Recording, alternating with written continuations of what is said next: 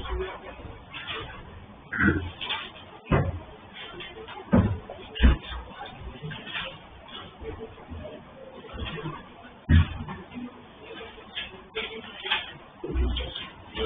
Second third APP discuss करते हैं। फिर लास्ट क्लास में एन प्लूटोपियन की वही हुआ था। उसके बाद उसके बाद ट्रायंगुलर इनइक्वालिटी वाला पार्ट हो गया।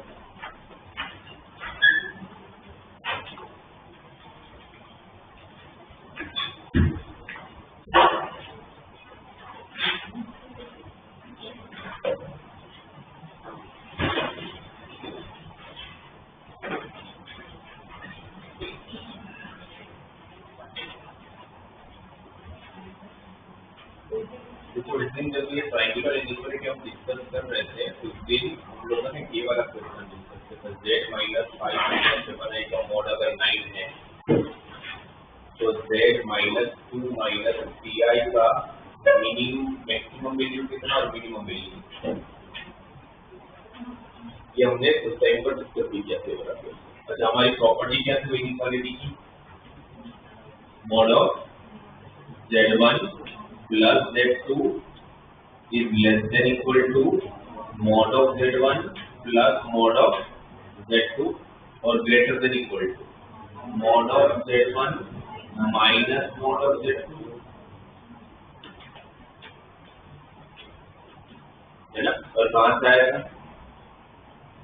ट्रायंगुलर इनइक्वालिटी को यूज करके दो साइड का एडिशन थर्ड साइड से बड़ा और दो साइड का सब्ट्रैक्शन थर्ड साइड से छोटा, ठीक है ना। वहां से आया था आप लोगों के पास, करेक्ट। अब इसके हम लोग ये भी बात करते हैं कि कहीं पर भी अगर आप लोगों को पूरे कॉम्प्लेक्स नंबर में किसी चीज के रेंज फाइंड करने की बात है तो इनइक्वालिटी का क्वेश्चन आ जाए तो यही एक प्रॉपर्टी है जिससे क्वेश्चन बनेगा। इसका अगर सॉल्व करना किसी की हेल्प किए बिना नहीं हो सकता जो अपने को आइडिया है। इसकी हेल्प कैसे लिया था हमने? ये दिया था जिसको पहले इसी फॉर्म में लिख दिया था। इसके फॉर्म में जब लिखा था तो क्या लिख दिया था? इस फॉर्म में z माइनस 5 माइनस 7i फिर ओरिजिनल टर्म वापस लाने के लिए हमने क्या ऐड किया था? Plus 3 plus 4i, correct. और इस प्रॉपर्टी की अर्थ इसको अगर मैं z1 मान लूं, इसको मैं z2 मान लूं तो ये less than equal to mod of z1 plus mod of z2 और किससे बड़ा होगा तो mod of z minus 5 minus 7i minus mod of 3 plus 4 है ना। Mod of z1 minus mod z2 से बड़ा होगा, mod z1 plus mod z2 से छोटा होगा। इसकी वैल्यू दिया हुआ था 9, इसकी वैल्यू कितना होगा? 3 प्लस 4i का मॉड 5 का 9 प्लस 5 14 और 9 माइनस 5 4 का मॉड भी 4 हो जाएगा। ये ओरिजिनली तो यही है। हम ये पता चल गया था कि z माइनस 2 माइनस 3i का जो मॉड होगा वो 14 से कम होगा बट 4 से ज्यादा होगा। ये हमने लास्ट क्लास में डिस्कस किया, ठीक है। अब ये तो एक इससे तो हो ही गया, पर इसको अगर मैं और कोई तरीके से सोचूं करना, कोऑर्डिनेट ज्योमेट्री के कंसेप्ट अगर करना चाहते तो जो मैं आपको बता रहा हूँ इसका मुझे बताइएगा कि अगर मैं आपको बोलूं कि mod of z minus z0 is equal to k कोई भी कांस्टेंट है और मैं आपको बोलूं कि यहाँ पर z जो है वो मूवेबल पॉइंट और z0 आप लोग का फिक्स है, ये किसका लोकस है? Mod of z minus z0 equal to k, z is a variable point and z0 is a fix point. ये किसका है? सर्कल। कैसे? मूवेबल पॉइंट से लेके फिक्स पॉइंट का डिस्टेंस, क्योंकि मॉड क्या देता है? डिस्टेंस देता है। तो आप क्या बोल लो कि मूवेबल पॉइंट से लेके फिक्स पॉइंट का डिस्टेंस जो है वो हमेशा कांस्टेंट है। कैसे कुछ कहाँ होता है? सर्कल में। और ये के को मैं आर ले लेता हूँ, रेडियस नाम ले लेता हूँ। तो ये किसका लोकस है? सर्कल के लोकस को कैसे कैसे लिख सकते हैं? जो स्टैंडर्ड हमारे पास कोनिक सेक्शन के जो पार्ट है उसका मुझे कॉम्प्लेक्स नंबर में कैसे लिखा जाएगा? एक तो mod of z minus z0 equal r हो जाएगा, जहाँ पर z0 क्या दिखाएगा? z0 क्या रिप्रेजेंट करेगा? सेंटर एंड r क्या रिप्रेजेंट करेगा? Radius, correct. तो फिर मुझे बताओ ये क्या है आपका mod of z minus 5 minus 7 equal to 9, ये क्या बन गया? क्या है ये, किसका लोकस? सर्कल, जहाँ पर सेंटर कितना है 5,7, z minus z0 equal to r। Complex number को सबसे मतलब जो इसको सबसे टफेस्ट पार्ट माना जाता है अलजेब्रा में कॉम्प्लेक्स नंबर। और मुझे लगता है कि अगर आप इसको कोऑर्डिनेट ज्योमेट्री के हिसाब से अगर करते हो तो फिर बहुत इजी। आपको ये पता है कि भाई कंजुगेट मुझे इमेज देता है रियल एक्सिस के, मुझे पता हो कि कोई मॉड्यूलस 2 पॉइंट के बीच का डिस्टेंस देता है, मुझे पता हो कि आर्ग्यूमेंट जो होता है वो स्लोप देता है या दो लाइन के बीच में एंगल देता है, राइट। तो आपके लिए इजी चीज है। जैसे मैंने देख लिया कि भाई z minus 5 minus 7 equal 9 है, तो भाई ये एक सर्कल है, तो सर्कल का सेंटर कितना है 5,7 और सर्कल का रेडियस कितना है, राइट। राइट, अब आपको क्या पूछा है z minus 2 minus 3 है, इनडायरेक्टली आपको क्या पूछा है, z तो मूवेबल पॉइंट है और z कहाँ है सर्कल में, कहीं पर भी हो सकता है। उस मूवेबल पॉइंट का 2,3 से z माइनस ऑफ 2 माइनस 3 का मतलब क्या हो गया, z minus of 2 plus 3i। Indirectly आपको क्या पूछा है कि सर्कल का कोई भी पॉइंट का 2,3 से ये कौन सा कोऑर्डिनेट है, 2 प्लस 3 तो कौन सा कोऑर्डिनेट है 2,3। तो आपको इस सर्कल पे होने वाला कोई भी पॉइंट का 2,3 से मिनिमम डिस्टेंस चाहिए और मैक्सिमम डिस्टेंस चाहिए। मोड क्या करता है, डिस्टेंस को देता है, राइट। तो पहला काम क्या करूंगा, 2,3 जो पॉइंट है उसकी पोजीशन पता कर लेता हूँ ना, होगा कोई भी पॉइंट सर्कल के रिस्पेक्ट में कहाँ पर है वो कैसे पता करते हैं, इक्वेशन में पुट करते हैं, लेस देन 0 आएगा। बताइए सर्कल की इक्वेशन क्या है, x माइनस 5 का स्क्वायर प्लस y माइनस 7 का square equal to 81, x minus h का square plus y minus k का square equal to r square. अब ये जब 2,3 पॉइंट रखा जाए यहाँ पर 2 रखोगे तो 2 माइनस 5 माइनस 3 का स्क्वायर 9, 3 माइनस 7 माइनस 4 का स्क्वायर 16 प्लस 9 25 माइनस 81, नेगेटिव में जाएगा। तो ये पॉइंट कहाँ है, अंदर सेंटर है, तो कुछ यहाँ पे है 2,3, ठीक है। अब आपको इस 2,3 से क्या करना है, सबसे मिनिमम डिस्टेंस और मैक्सिमम डिस्टेंस फाइंड करना है। सर्कल के अंदर मैक्सिमम डिस्टेंस कौन देता है, सर्कल का सबसे लॉन्गेस्ट कोड कौन होता है, तो डायमीटर मैक्सिमम डिस्टेंस देगा ना। तो मैं डायमीटर से एक डायमीटर बनाऊंगा जो कहाँ से पास होता होगा 2,3 से, और 2,3 से लेके यहाँ का जो z होगा वो मुझे मैक्सिमम डिस्टेंस देगा, और 2,3 का यहाँ का जो z होगा वो मुझे मिनिमम डिस्टेंस देगा।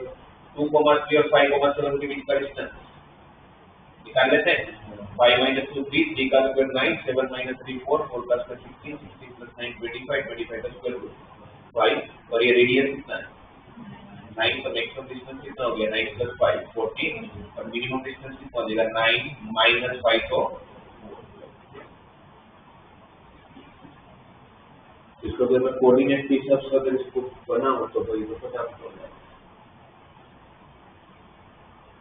तो अब वो लोकस ऑफ सर्कल को और कैसे कैसे लिख सकते हैं, जैसे ये हो गया mod of z minus z0 equal to r, ठीक है। और क्या क्या पॉसिबिलिटी हो सकता है अगर मैं ऐसे लिखूं, अब बताइएगा ये क्या रिप्लेस कर रहा है, mod of z minus z1 square plus mod of z minus z2 square equal to mod of z1 minus z2 square। क्या है ये, किसका लोकस है, mod of z minus z1 का square plus mod of z minus z2 का square equal to mod of z1 minus z। जब भी z लिखाएगा ना कॉम्प्लेक्स नंबर तो आपका मूवेबल पॉइंट हो गया, और बाकी कुछ भी लिखाएगा z1 z2 z0 तो सारे फिक्स पॉइंट होंगे। तो यहाँ पर भी z1 z2 क्या है, फिक्स पॉइंट है, z मूवेबल पॉइंट है, तो इस कंडीशन को फुलफिल करता है।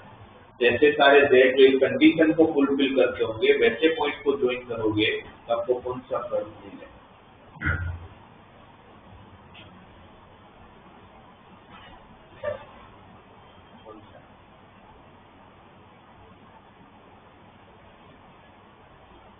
कौन सा क्यू।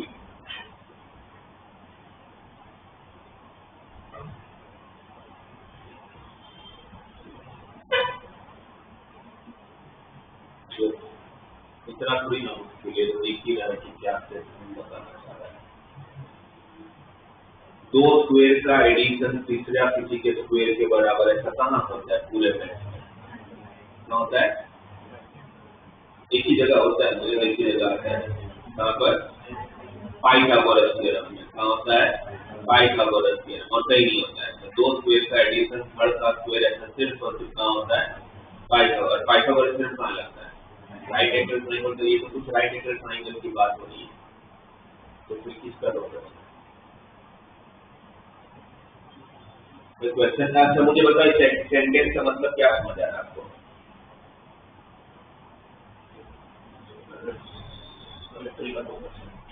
बस दो फिक्स पॉइंट है, एक Z1 और एक Z2। एक Z पॉइंट है जो मूवेबल है, ये Z कहीं पर भी घूमता रहता है, ये नहीं घूमता, ये वही है।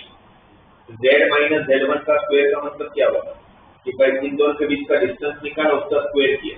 Z में mod of Z minus Z2 का स्क्वायर का मतलब क्या हुआ? इसका डिस्टेंस निकाला, उसका स्क्वायर किया। और जब वो स्क्वायर किया और Z1 माइनस Z2 किया, इनके बीच का डिस्टेंस, तो इसका डिस्टेंस का स्क्वायर प्लस इसका डिस्टेंस का स्क्वायर इसके डिस्टेंस के स्क्वायर के बराबर आ रहा है। तो राइट एंगल ट्रायंगल तो बन ही रहा है। कहाँ बन रहा होगा? कहाँ बन रहा होगा? 90 डिग्री Z पे।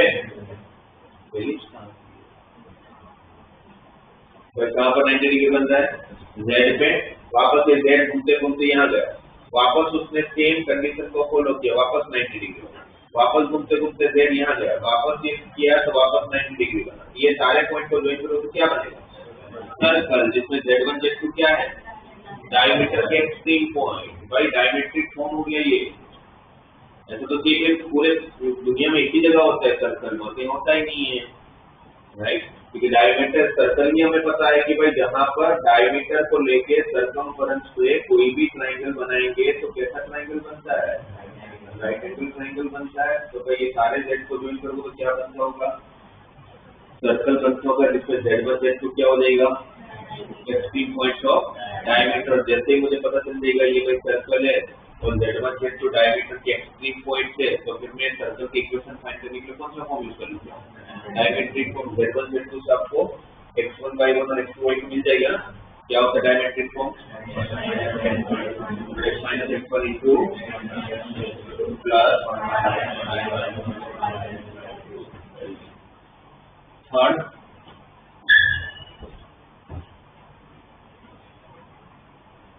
सपोज ये आपके पास एक लाइन है, ये दूसरी लाइन, तो लाइन L1 है, ये सपोज लाइन L2 है।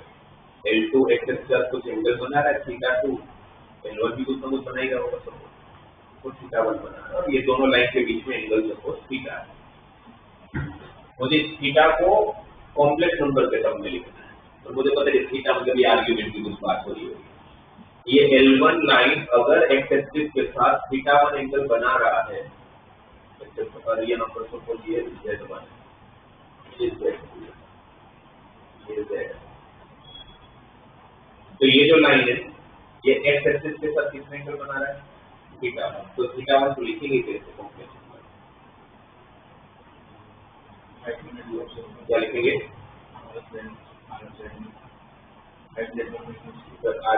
एक्स एक्सिस के साथ का एंगल को कॉम्प्लेक्स नंबर में कैसे रिप्रेजेंट करते हैं? किसके हिस्से रिप्रेजेंट करते हैं? तो कॉम्प्लेक्स नंबर में एक्स एक्सिस के साथ का एंगल का कैसे रिप्रेजेंट करते हो? आर्ग्यूमेंट से रिप्रेजेंट करते हो। कैसे रिप्रेजेंट करते हो? आर्ग्यूमेंट से रिप्रेजेंट करते हैं। एंगल रिप्रेजेंट करने का कॉम्प्लेक्स नंबर में एक ही तरीका आर्ग्यूमेंट और एम्पलीट्यूड, मतलब दो दोनों एक ही होता है। तो अगर मुझे इसको θ1 को लिखना है तो क्या लिखूं मैं? आर्ग्यूमेंट ऑफ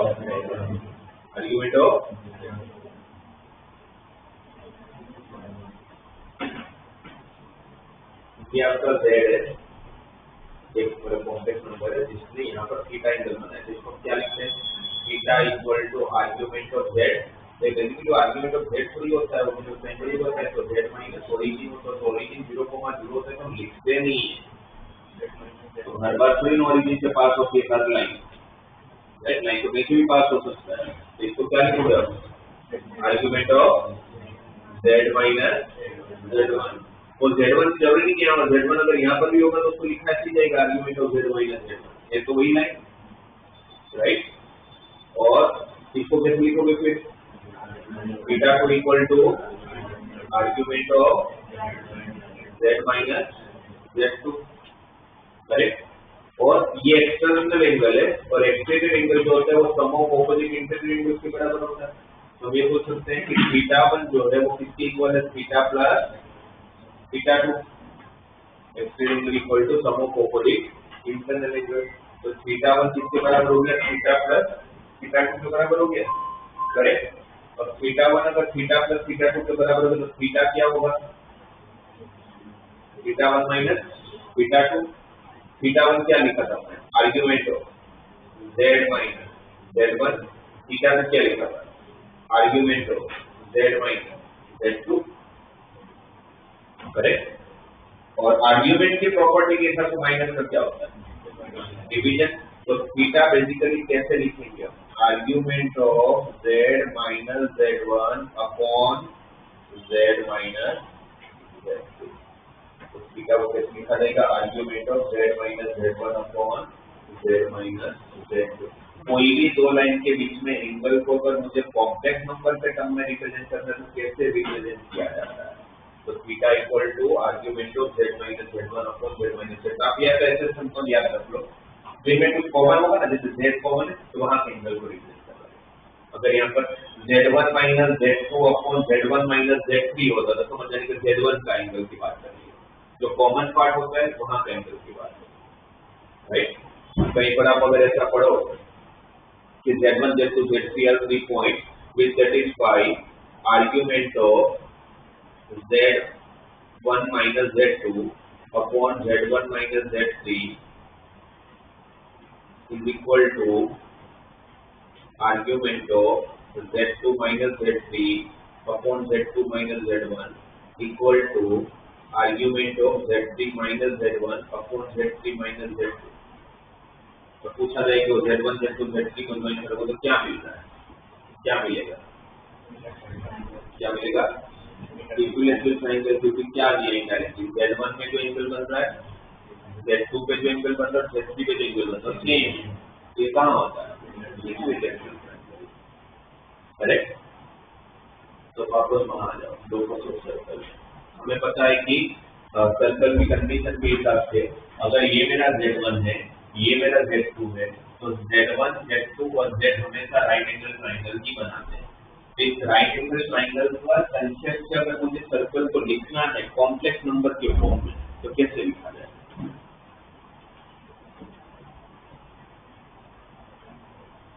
ये अभी मैंने पाइथागोरस से लिखा, वही चीज को मुझे एंगल के टर्म्स में लिखना तो कैसे लिखूं, ये हमेशा 90 डिग्री बनाता है, इसको मुझे कॉम्प्लेक्स नंबर के टर्म में लिखना है। तो समझाया मैंने आपको कि लिखोगे कैसे, argument of z1 minus z 90 degree कहाँ बन रहा है भाई, कौन सी कंडीशन को सेटिस्फाई कर रहा है, z पे हमेशा 90 डिग्री बनना चाहिए। तो क्या लिखोगे, z आपका कॉमन, उसी एंगल की बात करें तो argument of z minus z1 upon z minus z2 equal to 5/2। पूछिए कि z का लोकस क्या होगा, तो अगेन इससे सर्कल। तो समझ आ रहा है जो क्या बोल रहा है कि z एक पॉइंट है, जब भी z1 z2 लाइन के साथ ज्वाइन करते हैं तो हमेशा कितना डिग्री बनाता है, 90 डिग्री बनाता है। ये सिर्फ को सिर्फ कहाँ हो सकता है, सर्कल की, करेक्ट। फोर्थ सर्कल को कैसे लिख सकते हो आप, mod of z minus z1 upon z minus z2 equal to k when k is not equal to 1। Mod of z minus z1 upon z minus z2 equal to k when k is not equal to 1, k 1 नहीं, तो फिर तो पूछे कि किसका locus हम लोग circle का लोकस, कैसे सर्कल का लोकस है भाई, मॉड क्या करता है, डिस्टेंस देता है, मॉड क्या करता है, डिस्टेंस देता है। मॉड की प्रॉपर्टी के हिसाब से हम मॉड को अलग अलग कर सकते हैं। ये जो मॉड ये पूरा लिखा है इसको क्या लिख सकते हो, mod of z minus z1 upon mod of z minus z2 equal to k। अब मान लेते हैं कि k इक्वल 1, k 1 है, तो k अगर 1 होगा तो फिर mod of z minus z1 equal to mod of z minus z2 is k equal to 1। Correct. z आपका जनरल को मतलब मूवेबल पॉइंट है, तो z को क्या बोलोगे आप? ये z के पॉइंट को क्या बोलोगे? z को कॉम्प्लेक्स नंबर में लिखना तो कैसे लिखोगे? x plus i y। Movable point है तो उसका कोऑर्डिनेट क्या होगा?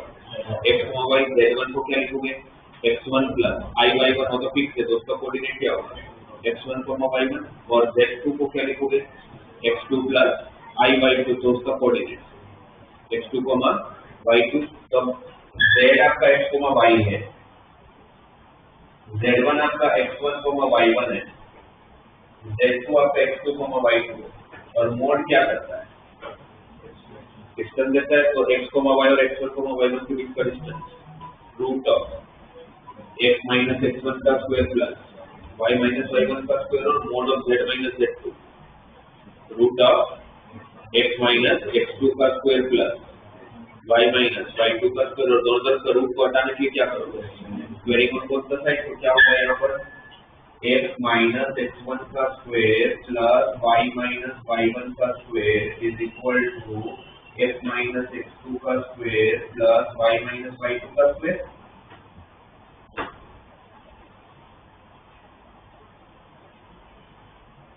ऐसे हो जाएगा। अब दोनों तरफ जब स्क्वायर ब्रैकेट ओपन करोगे दोनों से क्या कट हो जाएगा? x स्क्वायर और क्या कट हो जाएगा? x स्क्वायर और y स्क्वायर। और आपके इक्वेशन में क्या क्या बचेगा?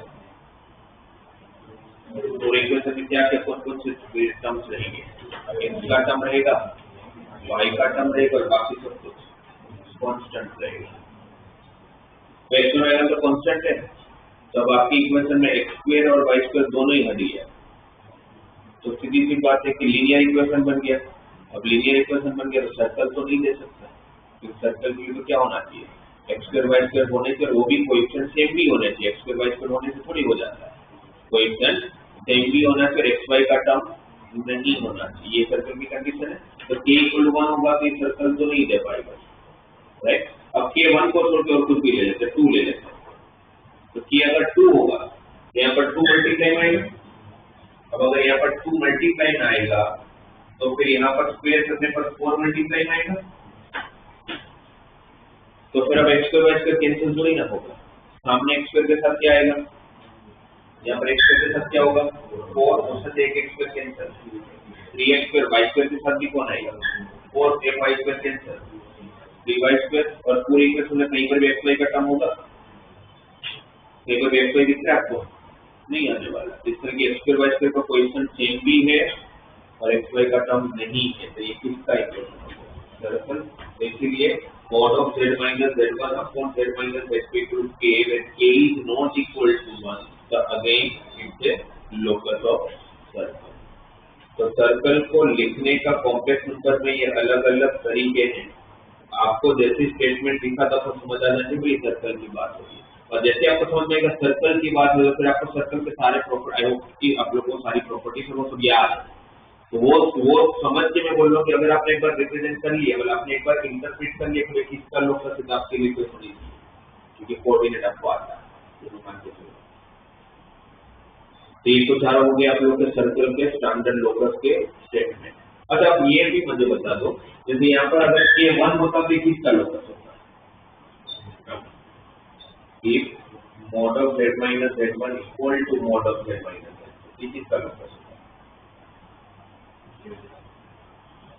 mod of z minus z1 equal to mod of z minus z2 तो किसका लोकस होगा? मतलब k1 है ऐसा मान लेते हैं, तो किसका लोकस होगा? किसका? स्ट्रेट लाइन तो हो गई, स्ट्रेट लाइन की क्या होगा? स्ट्रेट लाइन तो होगा, चलो x स्क्वायर y स्क्वायर ये लीनियर इक्वेशन है, एक लाइन होगा, पर कैसा लाइन होगा?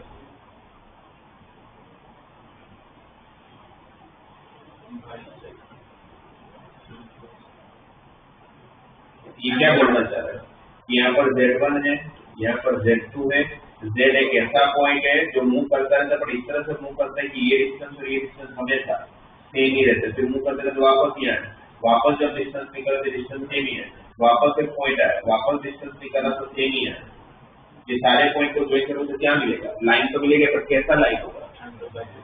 एंगल बाइसेक्टर थोड़ी ना होगा, ये एंगल को थोड़ी इक्वल पार्ट में डिवाइड करें, तो Z1 Z2 का परपेंडिकुलर साइड बाइसेक्टर होगा। भाई Z मूव करते तो कभी यहाँ पर भी तो आएगा, इक्वल पार्ट में डिवाइड कर रहा है, इक्वल पार्ट में डिवाइड करते एंगल की बात कहाँ से हो रही है।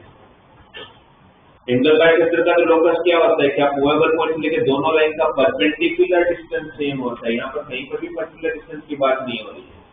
ये क्या देगा आपको, परपेंडिकुलर साइड बाइसेक्टर। किसका पर्टिकुलर बाइसेक्टर, Z1 Z2 का लाइन सेगमेंट का पर्टिकुलर बाइसेक्टर होगा। तो ये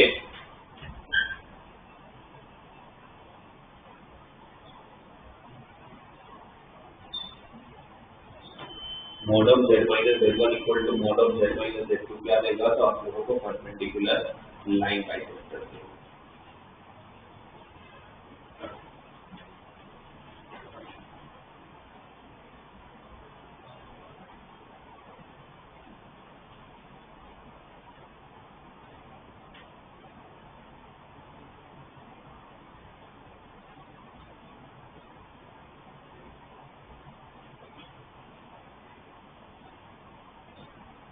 ये चीज का लोग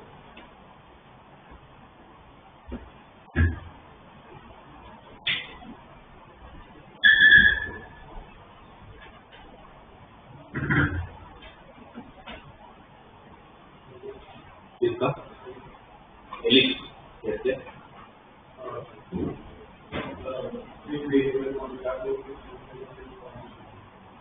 सही है, इसका सर लोकस है वो एलिप्स का। एलिप्स का लोकस की प्रॉपर्टी क्या होती है, एलिप्स को होने वाला कोई भी पॉइंट का दोनों फोकस से डिस्टेंस का एडिशन हमेशा क्या देता है, कांस्टेंट। क्या होता है वो property, xzp + sp always equal to 2। यहाँ पर z क्या है, मूवेबल पॉइंट, Z1 Z2 क्या है, फिक्स पॉइंट। अब क्या बोल रहे हैं कि मूवेबल पॉइंट लेके दो फिक्स पॉइंट का डिस्टेंस का एडिशन हमेशा क्या आ रहा है, कांस्टेंट आ रहा है। और ये Z1 Z2 क्या बन जाता है, तो चलिए इसके फोकस, एक डायरेक्ट मुझे फोकस पता है, तो मुझे फोकस पर ये क्यों लिखा होगा, ये देने का मतलब क्या है, इक्वल टू कांस्टेंट। तो कांस्टेंट तो ये नहीं भी हो तो क्या फर्क पड़ेगा, क्यों ऐसा दे रखा है कि mode of Z1 minus Z2 less than k ही होना चाहिए, तो ही ये एलिप्स देगा, वरना ये एलिप्स नहीं देगा। ऐसा नहीं कि कोई भी कांस्टेंट होगा तो एलिप्स दे देगा,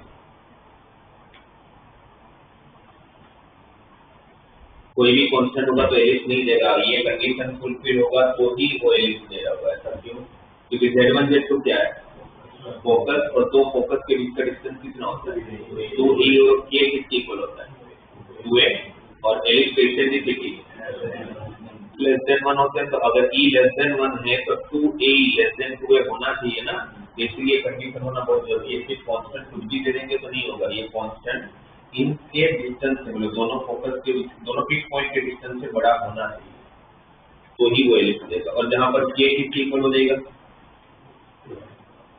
अगर एलिप्स के हिसाब से सोचे तो k किसके बराबर, k इक्वल टू 2a है ना, k equal to 2a and mod of Z1 minus Z2 equal to 2e। आपको क्वेश्चंस में कैसा आएगा, आपको कॉम्प्लेक्स नंबर में जब देंगे तो आपको ऐसा दे देंगे z minus 1 plus 2i plus z minus 4 plus 7i is equal to 10, ऐसा कुछ दे देंगे। और फिर बोलेंगे ये फिर आगे कुछ इसी के लोकस के रिलेटेड कोई क्वेश्चन होगा कि भाई मुझे डायरेक्ट इक्वेशन फाइंड करना होगा या फिर लेटर सेक्शन का लेंथ फाइंड करना होगा, तो कुछ भी दे देंगे, पर मुझे पता ही नहीं बात किसकी चल रही है, कैसे फाइंड करूँगा। और अगर मैं ये सोचूं कि उसमें क्या सर नहीं भी पता तो हम z पे x प्लस i रख देंगे, कर सकता हूँ आपके, और टाइम ही टाइम हो तो मुझे अगर ये नहीं भी प्रॉपर्टी पता तो ऐसे थोड़ी मैं क्वेश्चन नहीं कर सकता। z क्या है मेरा, मूवेबल पॉइंट, तो z मूवेबल पॉइंट हो गया तो क्या हो गया, x, y हो गया।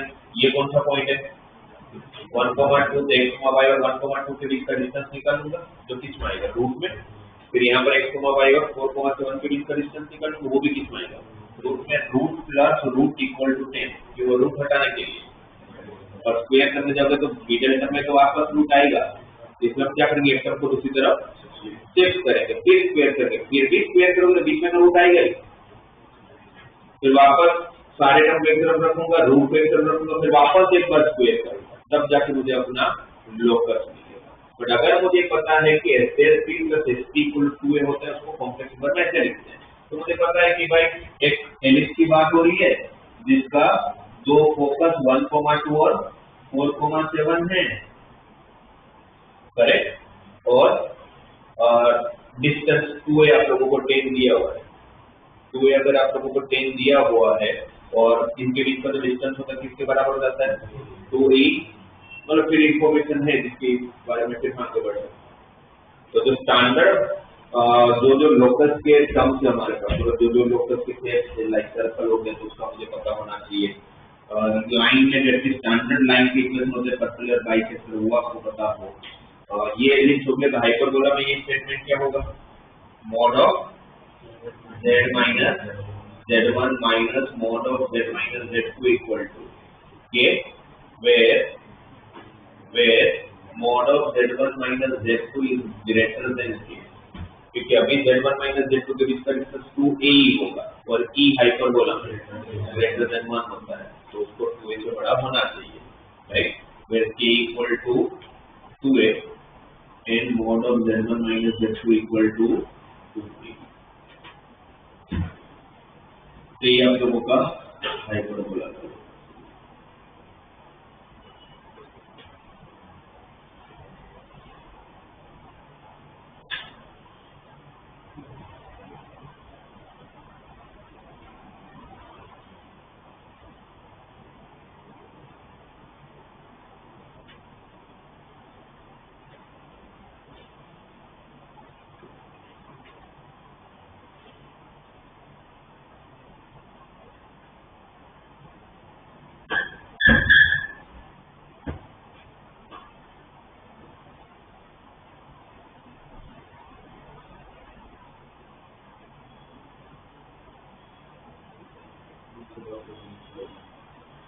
एंगल बिटवीन टू लाइन पहले लिखना उस लोकस के पहले, दो लाइन के बीच में अगर एंगल को रिप्रेजेंट करना है कॉम्प्लेक्स नंबर में कैसे रिप्रेजेंट किया जाता है, तो फिर ये लोकस के जो स्टैंडर्ड फॉर्म है वो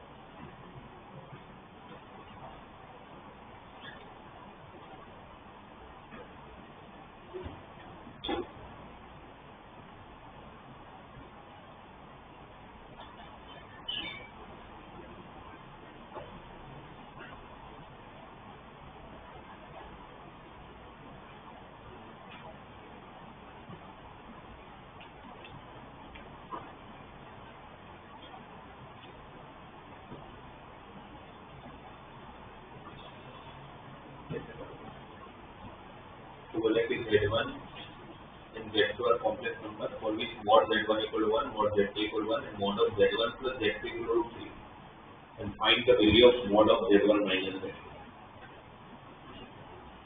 फर्स्ट जहाँ से हम स्टार्ट करेंगे इस क्वेश्चन को क्या होगा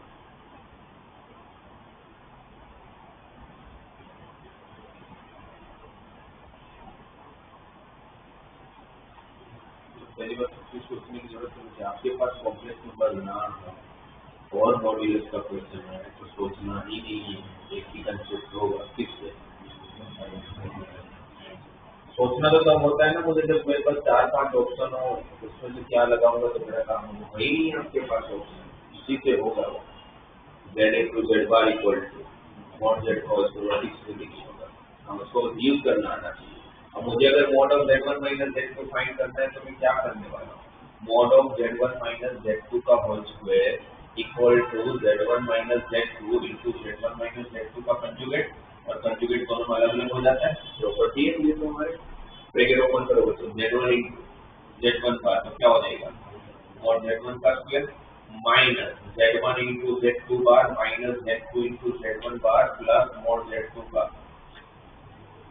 होल स्क्वायर mod Z1 आपको 1 दिया हुआ है mod Z2 भी 1 दिया है तो स्क्वायर भी 1 होगा तो 1 plus 1 2 2 minus of Z1 Z2 bar plus Z2 Z1 बार ये रहेगी आपके पास mod of Z1 minus Z2 का स्क्वायर का आंसर अगर ये मिल जाता है तो मेरा काम हो जाता है अब इसको चाहिए होगा मुझे उसकी वैल्यू के लिए मैंने इसको तो यूज ही नहीं किया उसको यूज करता हूँ अब जब मैं उसको यूज करूंगा तो mod of Z1 plus Z2 का स्क्वायर इक्वल होगा Z1 plus Z2 into Z1 bar plus Z2 बार Z1 into Z1 बार mod Z1 का square plus Z1 into Z2 बार plus Z2 into Z1 bar plus mod Z2 का whole square ये value आपको √3 दिया है तो √3 का square 3 ये 1 है, ये भी 1 है, तो 1 + 1 2, 3 - 2 1, वो 1 किसकी वैल्यू आई, z1 z2 बार प्लस z2 z1 बार की, जो मेरे पास नहीं था। अब मुझे पता चल गया कि इसकी वैल्यू 1 है, तो यहाँ पुट कर लेता हूँ, तो फाइनली मुझे mod ऑफ z1 - z2 का स्क्वायर क्या मिल जाएगा, 2 - 1, तो इसका भी आंसर 1 हो गया। तो mod z1 - z2 का स्क्वायर 1 है, तो mod z1 - z2 कितना हो जाएगा। तो हमें क्वेश्चन में तो देंगे नहीं कि भाई आप ये अप्लाई करो, आपको पता होना चाहिए कि भाई मॉड्यूलस का क्वेश्चन है, कॉम्प्लेक्स नहीं दे रखा है, तो फिर मुझे कहीं ना कहीं ये वाली प्रॉपर्टी की हेल्प लेनी पड़ेगी।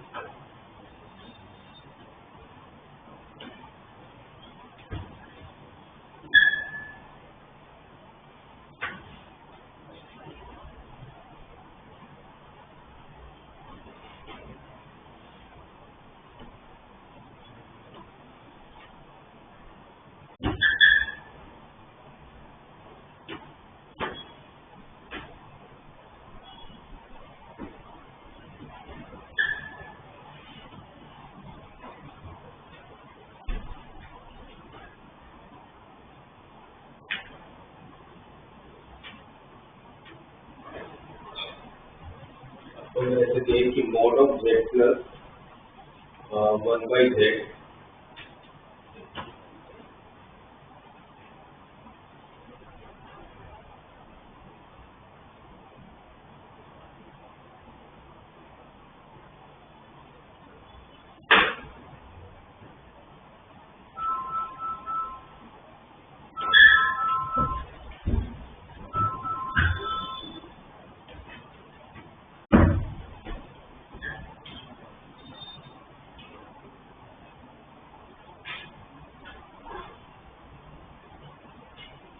ये चलिए, if mod of z minus 4/z का mod 2 है, then find least and greatest value of mod z।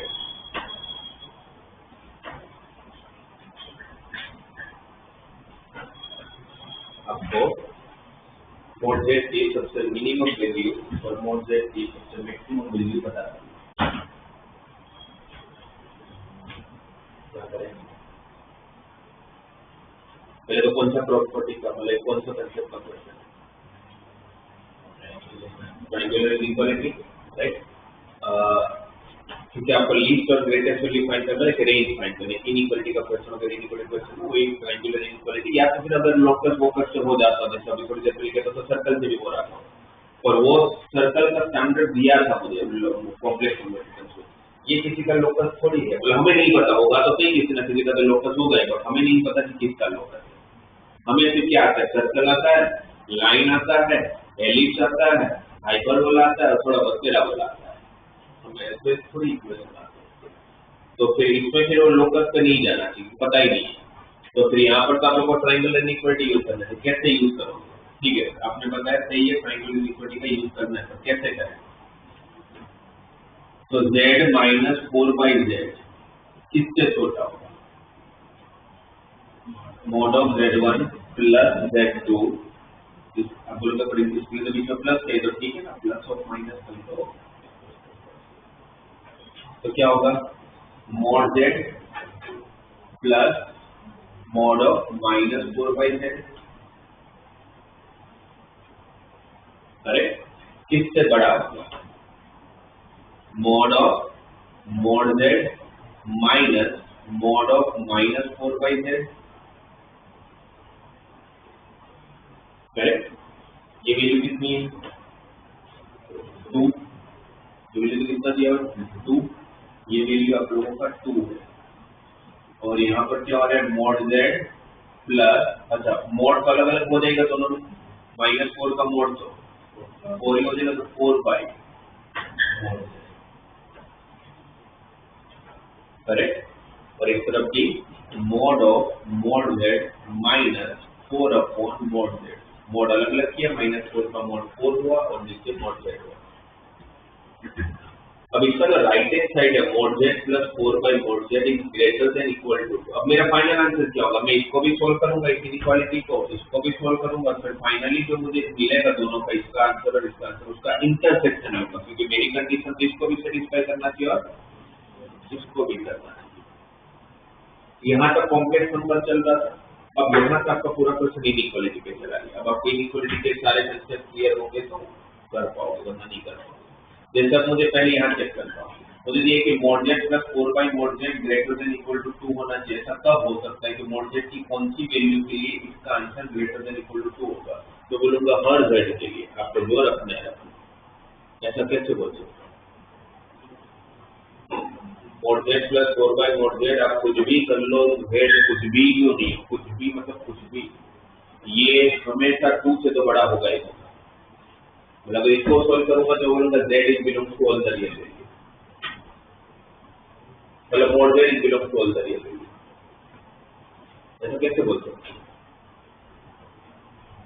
कौन सा कंसेप्ट है मेरे दिमाग में जिससे मैं बोल पाऊंगा कि ये 2 से बड़ा होगा ही होगा? क्या x प्लस या तो प्रॉपर्टी क्या arithmetic mean is greater than equal to geometric mean. ये सब तुरंत दिमाग में आना चाहिए। कौन से दो टर्म है? mod z और 4 बाई mod z, उसका एरिथमेटिक मीन कैसे लिखते हैं? Divide by 2। उसका जियोमेट्रिक मीन कैसे लिखते हैं? रूट के अंदर दोनों का प्रोडक्ट। अगर इन दोनों का प्रोडक्ट करोगे तो mod z और mod z तो कैंसिल हो जाएगा, फिर क्या रहेगा? 4 का स्क्वायर रूट 2 इंटू 2 4। तो मुझे तो ये पता है कि mod z plus 4 by mod z 4 या 4 से बड़ा होगा। तो 2 की बात करें तो 4 से बड़ा होगा तो 2 से तो बड़ा होगा ही। इसलिए मैं 100% श्योर हूँ कि भाई इसका राइट हैंड साइड पे तो mod z की हर वैल्यू के लिए सेटिस्फाई करेगा, तो वहां से मुझे कुछ नहीं मिलने वाला। ये फाइनली आप क्या करने वाले हो? इस पर इसका इंटरसेक्शन लेने वाले हो। तो रियल नंबर के साथ तो इंटरसेक्शन लोगे तो जो छोटा वाला होगा वही तो आंसर आता होगा। ये तो इसके अंदर तो बड़ा सेट हो गया, रियल नंबर हो गया, इससे मुझे आंसर नहीं मिल रहा है। यहाँ सोल्व करना पड़ेगा। ये क्लियर है इतना? अब वहां के लिए इनइक्वालिटी के कंसेप्ट मेरे को याद कराओ। अगर mod x अगर a से छोटा है तो what is range of x? अगर mod x a से छोटा है तो x की रेंज क्या होगी? क्या होगा? माइनस a से प्लस है। mod x अगर a से छोटा है तो x की रेंज क्या होती है? फिर mod x अगर ग्रेटर देन a हो तो x की रेंज क्या होगी? माइनस मतलब माइनस ए से छोटा और ए से बड़ा। अगर mod x 5 से बड़ा है तो x 5 से बड़ा होगा तो माइनस 5 से छोटा होगा। करेक्ट? इसकी जरूरत पड़ेगी यहाँ पर क्योंकि मोड है ना। तब आप यहाँ देखोगे तो ये बाहर वाला जब मोड हटाऊंगा तो mod x is less than equal to a। तो mod x is less than equal to a means mod z minus 4 by mod z को किसके बीच में होना पड़ेगा? -2 से +2 के बीच में होना पड़ेगा, है ना। mod x is less than equal to a, तो what is range of x? Between -a to +a। Clear? थोड़ा इजी करने के लिए mod z को t नाम दे देते हैं, मतलब सिंप्लीफाई भी थोड़ा इजी रहेगा हमारे लिए। अब क्या मिला? t minus 1 by t is less than equal to 2। इसको भी सोल्व करना पड़ेगा, इसको भी सोल्व करना पड़ेगा। इसको जब सोल्व करोगे तो t को क्रॉस मल्टीप्लाई कर सकते हो। क्या मैं इनइक्वालिटी के अंदर से वेरिएबल को क्रॉस मल्टीप्लाई कर सकता हूँ? कर सकते हैं? नहीं कर सकते, बट इस केस में कर सकते हैं। क्यों कर सकते हैं? क्योंकि मोड हमें पता है कि मोड कैसी वैल्यू है। और देखिए कब नहीं कर सकते? जब पता ना हो पॉजिटिव होगा कि नेगेटिव होगा, राइट। बट यहाँ तो पता ही है ना कि पॉजिटिव होगा तो क्रॉस मल्टीप्लाई करोगे क्या हो जाएगा? यहाँ पर T square minus sorry plus 2t minus 1, ये -2 की तरफ शिफ्ट कर दिया। एंड अगर यहाँ करोगे तो t square minus 2t minus 1 less than equal to. यहाँ पर T square plus 2t minus 1 क्या आ रहा है आप लोगों को? Greater than equal to. यहाँ पर T square minus 2t minus 1 क्या आ रहा है? Less than equal to. ठीक है? ये क्वाड्रेटिक इक्वेशन का आंसर हमेशा पॉजिटिव आने के लिए t की रेंज क्या होगी? तो यहाँ पर बेबीकर मेथड को यूज करते हैं, उसके लिए फैक्टराइज करना पड़ेगा। डायरेक्टली मेरे पास फैक्टराइज होगा नहीं वो, तो अगर फैक्टराइज नहीं हो रहा होगा तो किसकी हेल्प लोगे? डिस्क्रिमिनेंट की। अगर डिस्क्रिमिनेंट की हेल्प लोगे तो यहाँ पे 2 फैक्टर तो फिर और मैं इजी कर देता हूँ। टी स्क्वायर प्लस 2t है, राइट? वो क्योंकि डिस्क्रिमिनेंट की हेल्प लोगे तो वो minus b plus minus root of b square minus 4ac/2 वो सब कुछ अप्लाई करना। उससे बेटर है कि इसको परफेक्ट स्क्वायर बनाना। तब तो कहते हैं कि परफेक्ट स्क्वायर इतनी बार बनाया है कि भाई देखती समझ में आती है, ये ऐड वेट करना होगा। इसको परफेक्ट स्क्वायर बनाने के लिए क्या ऐड करोगे? टी स्क्वायर प्लस 2t को परफेक्ट स्क्वायर बनाने के लिए क्या ऐड करोगे? प्लस 2। तो टी स्क्वायर प्लस 2t में प्लस 2 कैसे करोगे? बोले इस पूरे स्टेटमेंट में प्लस 2 बोल रहा हूँ। टी स्क्वायर प्लस 2t को तो सिर्फ किसकी रिक्वायरमेंट है? प्लस 1 की रिक्वायरमेंट है। तो टी स्क्वायर प्लस 2t को परफेक्ट स्क्वायर बनाने के लिए प्लस 2 क्यों करोगे? वो तो प्लस 2 होगा। टी स्क्वायर प्लस 2t में मैं प्लस 1 करूंगा, तो अगर मैं प्लस 1 करूंगा तो सामने मुझे माइनस 1 करना पड़ेगा। परफेक्ट स्क्वायर बनाना जरूरी है। किसके साथ आप इक्वेट करोगे इस 2t को? तो 2st के साथ इक्वेट करो तो s की वैल्यू कितनी आएगी? 1। तो s अगर 1 आएगा तो आपको s चाहिए, s स्क्वायर चाहिए। तो 1 का स्क्वायर कितना होता है? 1। तो मैं 1 ऐड करूंगा ना, तो 1 ऐड करूंगा तो सामने में -1 करूंगा, तो -1 -2 होगा, तो एक तरफ चला जाएगा। तो ये हो जाएगा t + 1 का whole square is greater than equal to 2।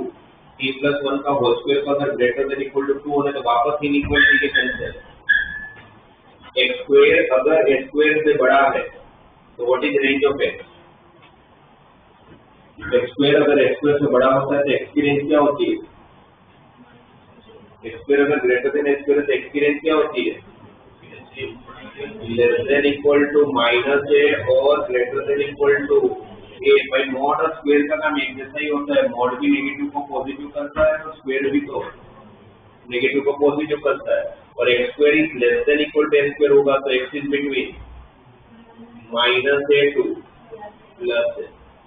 तो उसके हिसाब से t + 1 का स्क्वायर अगर ग्रेटर देन इक्वल टू 2 आ रहा है, जैसा से तभी हो सकता है जब t + 1 जो होगा लेस देन इक्वल टू -√2 होगा और t + 1 is greater than equal two plus √2 होगा।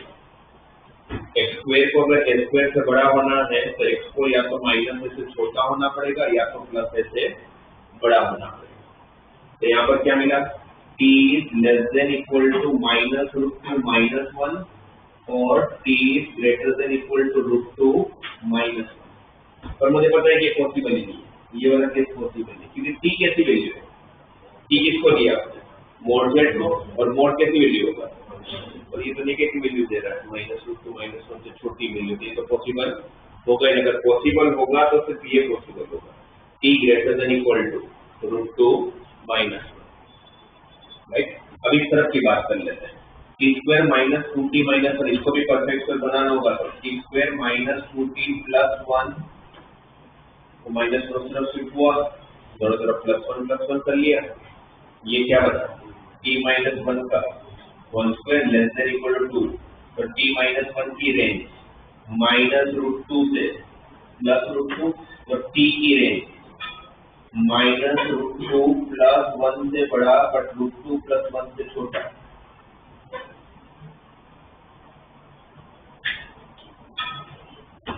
ठीक है। अब हमारा फाइनल आंसर दोस्तों एंड मतलब क्या होगा? यहाँ पर और यहाँ का जो इंटरसेक्शन होगा वो आपका आंसर होगा। तो इसको फिर हम क्या करते थे बेबी, मतलब इनइक्वालिटी में दोनों को नंबर लाइन पे प्लॉट कर लेते थे एक साथ। t greater than equal to √2 - 1, t √2 - 1 से बड़ा है, कहाँ तक जाएगा? इनफाइनाइट तक। फिर वही t किसके बीच में? -√2 + 1 से बड़ा है और √2 + 1 से छोटा है। √2 - 1 अगर यहाँ पर है, √2 - 1 अगर यहाँ पर है तो यहाँ पर √2 + 1 उससे आगे होगा कहीं पर?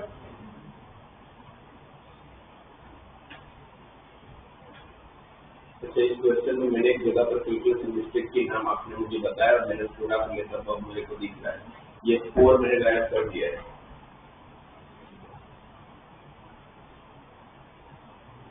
है ना?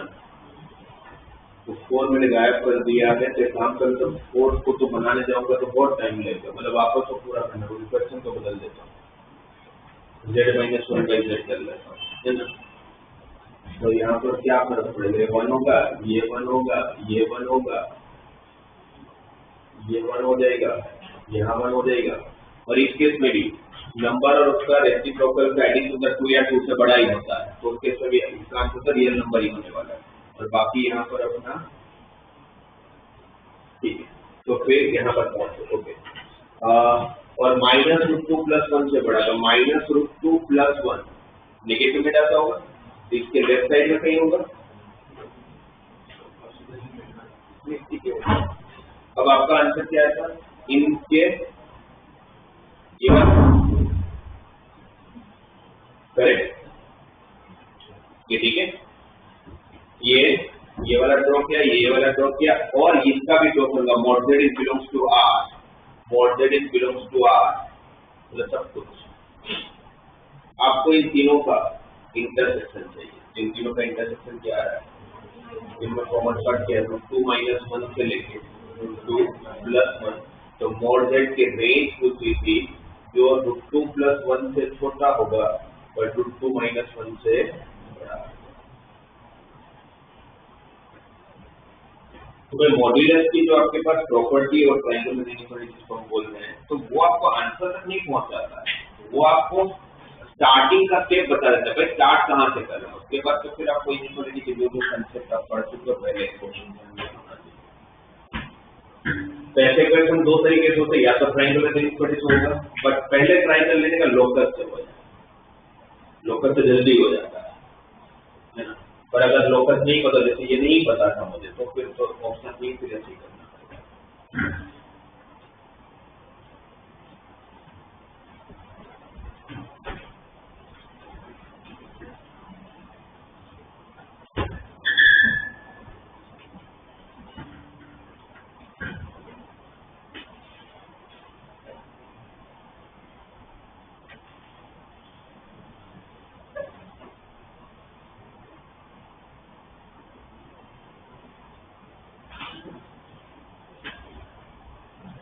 आपको अगर ऐसे दिया है, if mod z1 equal to mod z2, है ना, if mod z1 equal to mod z2, where z1 is not equal to z2, भाई z1 और z2 सेम नहीं है, बट उनका मॉड्यूलस सेम है, तो वही सकता है, तो कितने सारे हो सकते हैं जिनका लेंथ सेम होगा, कॉम्प्लेक्स नंबर अलग अलग, ठीक है।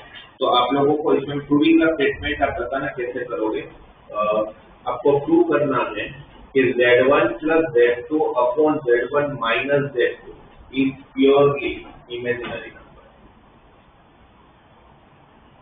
is purely imaginary number, ये प्रूव करना है। करके तो मुझे कैसे करोगे, z1 plus z2 upon z1 minus z2 purely imaginary prove करना, ये दिया हुआ आपको, कैसे करें एक बार ट्राई करो।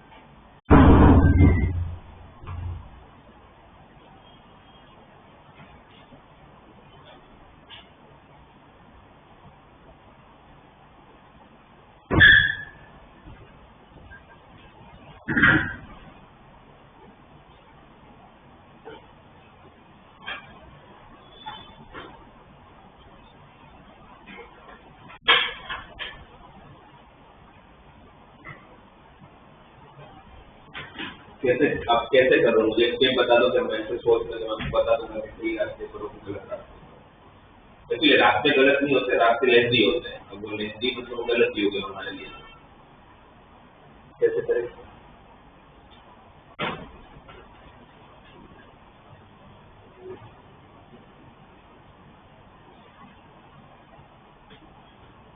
प्योरली इमेजिनरी नंबर का मतलब क्या होगा?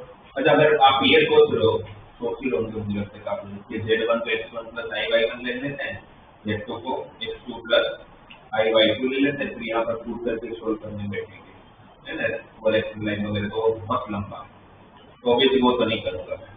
तो फिर मुझे बताओ, किसी को प्योरली इमेजिनरी नंबर प्रूव करने का मतलब क्या है कि आपको क्या प्रूव करना है? इनडायरेक्टली तो मुझे ये प्रूव करना है ना, उसे लिखा नहीं है, बट प्रूव तो ये करना है कि भाई real part of z1 plus z2 upon z1 minus z2 equal to 0, ये प्रूव करना है, राइट? अच्छा, कोई भी कॉम्प्लेक्स नंबर और उसका कंजुगेट का एडिशन करोगे तो क्या मिलता है? z अगर x प्लस iy है, z बार आपका x माइनस iy है, तो इसका एडिशन क्या देता है? 2x देता है। तो हमने z प्लस z बार क्या देता है? Twice of real part of z, सही है। और मुझे प्रूव क्या करनी थी इसमें? रियल पार्ट मेरा 0 आना चाहिए। तो अगर मैं इसको 0 प्रूव कर दूं तो ये 0 कभी होगा जब रियल पार्ट 0 होगा, तो मेरा काम हो जाता है, राइट? तो मैं इस क्वेश्चन में क्या करूंगा, ये वाला कंसेप्ट यूज करूंगा। ये पूरा है कॉम्प्लेक्स नंबर ही, तो मैं पता करने की ट्राई करूंगा z1 plus z2 upon z1 minus z2 plus z1 bar plus z2 bar upon z1 bar minus z2 bar का आंसर कितना आ रहा है? कैसे समझ आया? ये पूरा एक कॉम्प्लेक्स नंबर, उसका किसके साथ एडिशन? उसी के ही कंजुगेट के साथ। तो कंजुगेट में तो डिवीजन में भी अलग होता है, एडिशन में भी अलग होता है, सब्ट्रैक्शन में भी तो अलग ही होता है। अब क्या करेंगे? Cross multiply. तो अगर क्रॉस मल्टीप्लाई करोगे तो क्या क्या मिलेगा? z1 इंटू z1 बार और z1 square, correct, minus z1 into z2 बार plus z2 into z1 bar minus mod z2 का स्क्वायर z2 इंटू z2 बार, करेक्ट। ये यहाँ पर जब मल्टीप्लाई होगा तो क्या होगा? Plus mod of z1 square plus z1 into z2 bar minus z2 into z1 bar plus plus minus mod z2 का whole square divided by z1 minus z2 into z1 bar minus z2 bar. मैं नीचे पे place कर रहा हूँ कि मुझे नीचे से मतलब नहीं, मेरा रियल ऊपर का न्यूमरेटर क्या है वो मुझे मतलब माइनस z1 z2 बार प्लस z1 z2 बार cancel, plus z2 z1 bar minus z2 z1 बार कैंसिल, मॉड z1 स्क्वायर कितनी बार आ रहा है? 2 बार, माइनस मॉड z2 स्क्वायर कितनी बार आ रहा है? 2 बार, तो क्या हो गया? Twice of mod z1 square minus mod z2 square upon z1 minus z2 into z1 bar minus z2 बार। और क्वेश्चन में जो दिया उसको यूज ही नहीं किया, कर लेते हैं। मॉड z1 किसके बराबर है? मॉड z2 के बराबर। तो मॉड z1 और मॉड z2 सेम है तो उसका स्क्वायर भी तो सेम ही होगा, उसका सब्ट्रैक्शन 0, ये पूरा 0 हो गया। तो आपने z प्लस z बार को 0 के ऊपर कर, ये किसके बराबर होता है? Twice of real part of z1 plus z2 upon z1 minus z2 के बराबर होता है। कॉम्प्लेक्स नंबर प्लस उसका कंजुगेट किसके बराबर होता है? Twice of real part of z होता है। तो वो 0 हो गया, तो 0 हो गया तो रियल पार्ट 0 हो गया, रियल पार्ट 0 हो गया तो कॉम्प्लेक्स नंबर कैसे हो गया? Purely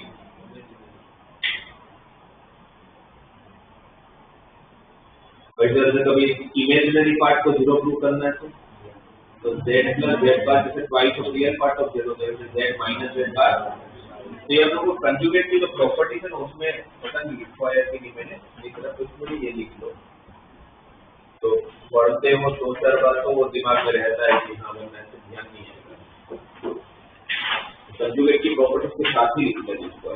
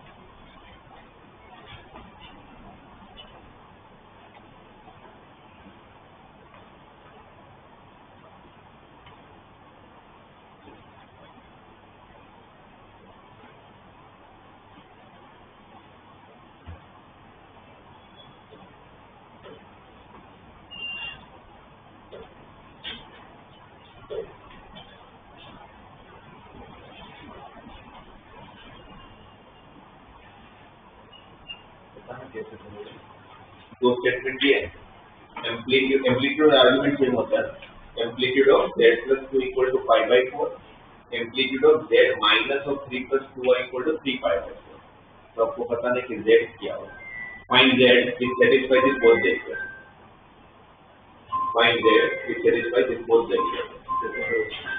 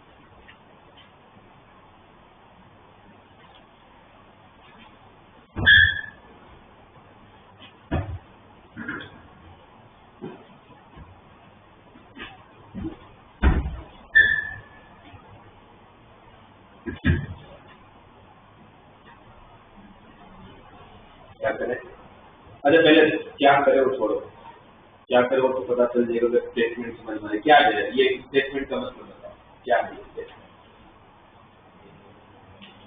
amplitude of z plus 2 equal to pi by 4 क्या दे रहा है? Amplitude of z plus 2 equal to pi by 4 क्या दे रहा है? तो एम्पलीट्यूड क्या देता है? स्लोप देता है, किसके साथ एंगल देता है? पॉजिटिव साइड ऑफ एक्स के साथ. और एम्पलीट्यूड z plus 2 का मतलब क्या हुआ? क्योंकि आपके पास एक z तो मूवेबल पॉइंट है और एम्पलीट्यूड ऑफ z plus 2 को आप लिखेंगे ऐसे एम्पलीट्यूड ऑफ z minus और minus 2 के बीच में z minus z1 लिख दे रहा है. ये कौन सा फिक्स पॉइंट हो गया? -2, 0. ये क्या दे रहा है? एक लाइन दे रहा है. क्या दे रहा है? एक लाइन दे रहा है जिसका एक फिक्स पॉइंट है -2, 0 और z मूवेबल पॉइंट है जिसको हम जानते नहीं है, ऑब्वियसली नहीं जानते मूवेबल पॉइंट है, बट ऐसा नहीं इस तरफ नहीं होगा क्योंकि वो एंगल कितना दिया हुआ है 3 pi by 4. 3 pi by 4 मतलब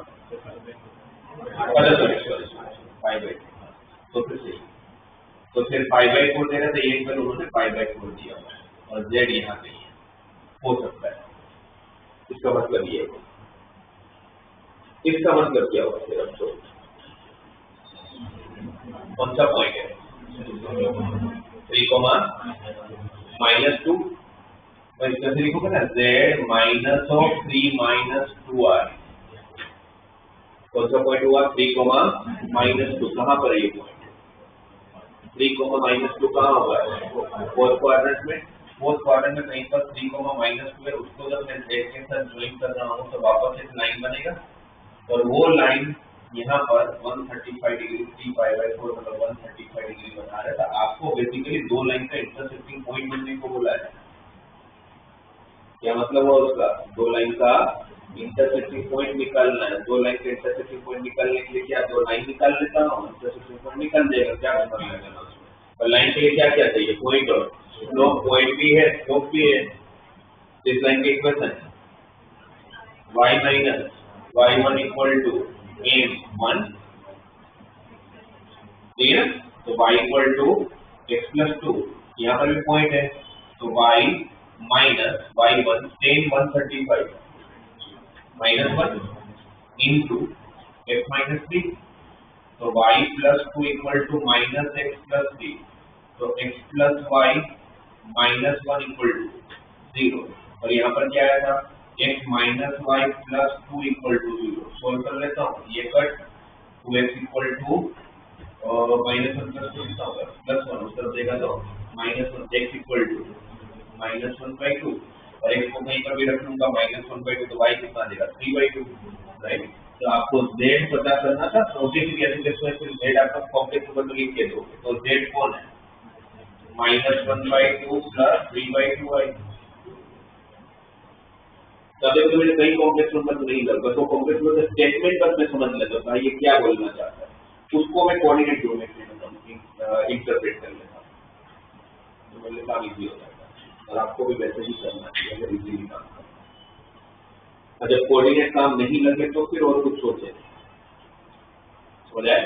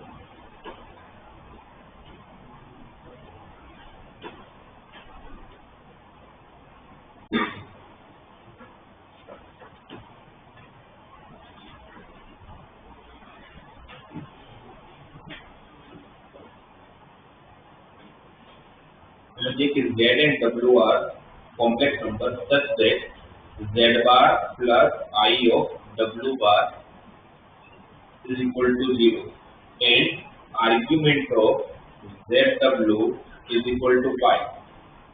Argument of zw equal to pi.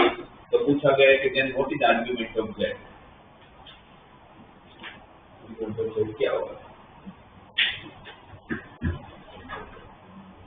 ये जो स्टेटमेंट है इसको यूज करके आपको आर्ग्यूमेंट ऑफ z निकालना है।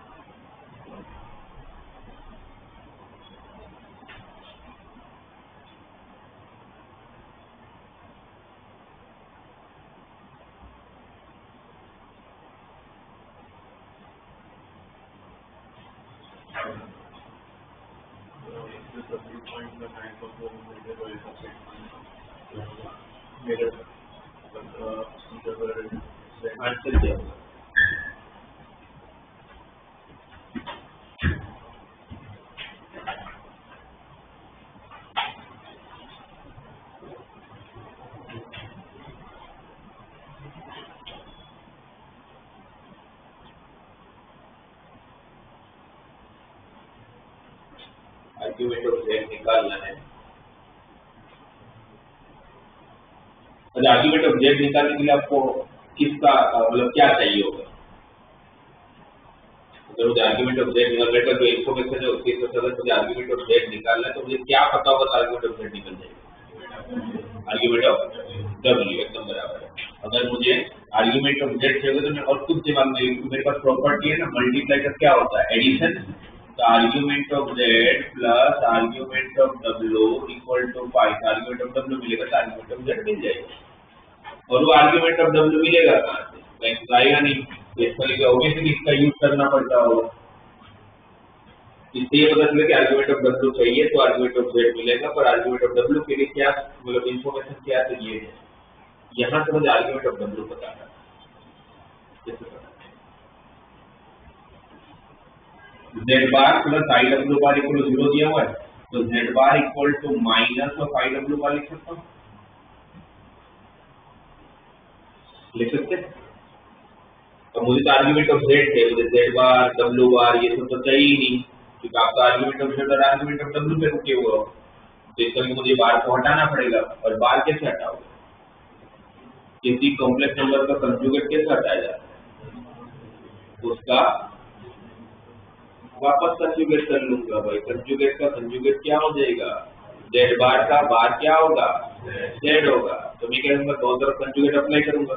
जब कंजुगेट अप्लाई करूंगा तो जेड बार का कंजुगेट जेड, करेक्ट। यहाँ पर आई का कंजुगेट, आई का कंजुगेट यहाँ पर ऑलरेडी माइनस, ठीक है माइनस को छोड़ दो, माइनस से कुछ फर्क नहीं पड़ता। आई का कंजुगेट और डब्ल्यू का कंजुगेट, तो डब्ल्यू का कंजुगेट तो डब्ल्यू हो जाएगा, करेक्ट। या फिर माइनस आई का कंजुगेट, अगर माइनस आई साथ में लोगे तो और दीजिए, माइनस आई का कंजुगेट प्लस आई, चलेगा ये? आपको क्या चाहिए था? पहले मैंने कंजुगेट क्यों अप्लाई किया? क्योंकि मुझे आर्ग्यूमेंट ऑफ जेड से मतलब जेड बार से मतलब नहीं, जिससे मैंने पहले कंजुगेट अप्लाई किया। अब मुझे क्या चाहिए? आर्ग्यूमेंट ऑफ डब्ल्यू चाहिए, तो मुझे क्या अप्लाई करना पड़ेगा? पहले जेड चाहिए, इसलिए जेड बार कंजुगेट अप्लाई किया। मुझे आर्ग्यूमेंट चाहिए तो आर्ग्यूमेंट अप्लाई करूंगा। Argument of Z equal to argument of I W, multiply में आर्ग्यूमेंट अलग अलग होता है। Argument of I plus argument of W, argument of I का आर्ग्यूमेंट, आई मतलब कौन सा पॉइंट? 0,1, 0,1 का आर्ग्यूमेंट कितना होता है? वह 0,1 कहाँ होगा? 0,1 कहाँ होगा? कहाँ होगा? y एक्सिस पे, तो y एक्सिस का एक्सिस का एंगल कितना? 90। तो ये क्या हो गया? 5/2 plus argument of w, correct. Argument of w की वैल्यू मिल गई, यहाँ पर रख देता हूँ स्टेटमेंट में। आर्ग्यूमेंट ऑफ z ऐसे ही, आर्ग्यूमेंट ऑफ w क्या हो जाएगा? Argument of z minus 5/2 equal to 5, minus 5/2 तरफ गया, तो twice of argument of z equal to 3/2। तो what is argument of z? 3/2।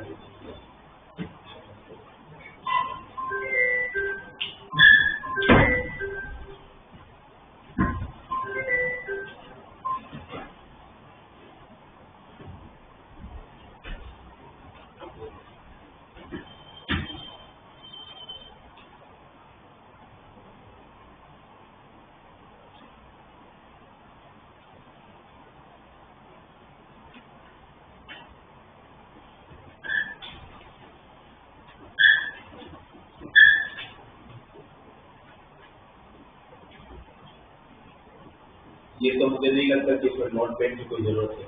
थोड़ा बहुत भी मतलब आप लोगों को पूरे कॉम्प्लेक्स नंबर का अगर 1% भी समझ आया हो तब इसका आंसर दे। ये जो भी मैं बता रहे थे पूछे गए क्वेश्चन कभी, ये जैसे mod of z1 plus z2 equal to mod z1 plus mod z2 दिया हुआ है, तो पूछा गया कि चीज क्या हुआ?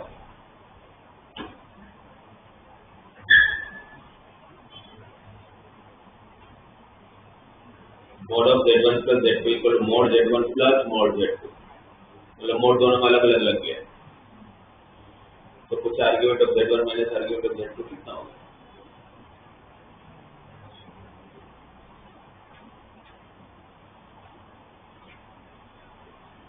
पहले मुझे बताओ ऊपर का स्टेटमेंट कब बनता है?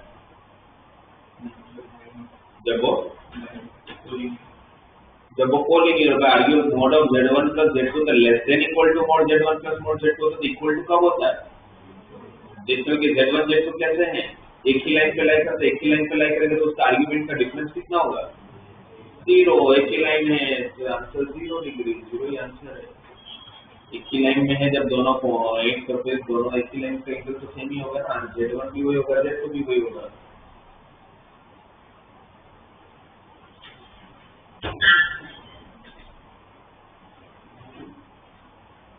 Mod of z plus 4 less than equal to 3, तो मोड ऑफ z प्लस 1 कितना, सॉरी मैक्सिमम वैल्यू कितनी थी,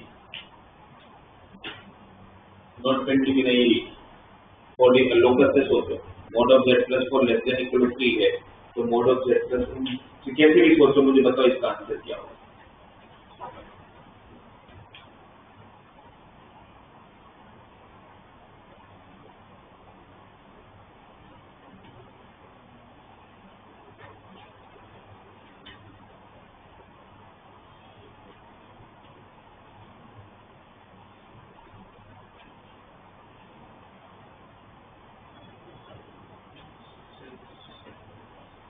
क्या होगा 6, सही है।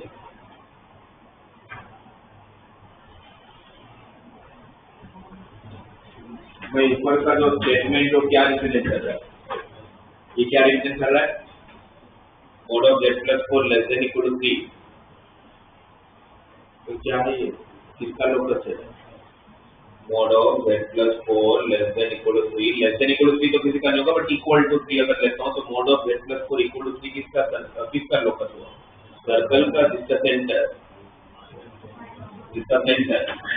-4, 0 और रेडियस 3, तो -4, 0 सेंटर है, रेडियस 3 है, तो यहाँ पर कौन सा पॉइंट होगा, -1, 0, यहाँ पर कौन सा पॉइंट होगा, -7, 0, यहाँ पर आपका सेंटर है, -4, 0, रेडियस 3 है, सही है। लेस देन इक्वल टू मतलब सर्कल के ऊपर के पॉइंट और सर्कल के अंदर के पॉइंट, इनइक्वालिटी क्या देता है, set of points, correct, right. अब आपको क्या चाहिए, मोड ऑफ z प्लस 1, तो क्या चाहिए, z कहाँ है, इस सर्कल पे, तो सर्कल का कहाँ से डिस्टेंस फाइंड करने को बोला है, कहाँ से डिस्टेंस फाइंड करने को बोला है, -1, इस सर्कल पे ऐसा कौन सा पॉइंट होगा जो -1, 0 से मैक्सिमम डिस्टेंस देगा, तो कितना हो गया डिस्टेंस,